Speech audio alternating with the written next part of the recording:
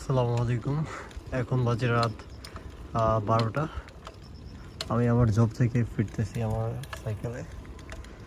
তো এটা হচ্ছে জাপান।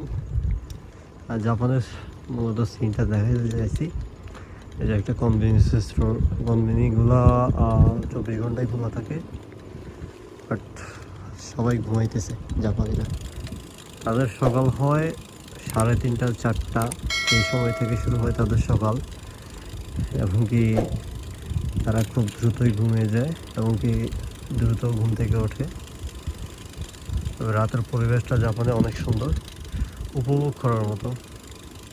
আপনি ঘরে ভালো লাগতেছে না, আপনি কোথাও বসবেন, এনি হয় আর আপনি বসতে পারেন, রিল্যাক্স করতে পারেন।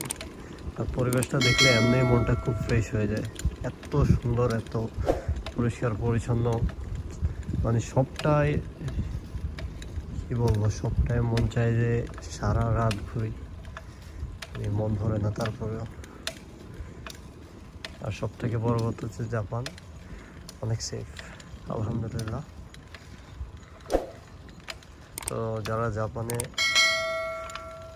আছে তারা জাপানটাকে এনজয় করতেছে, আলহামদুলিল্লাহ আশা করি।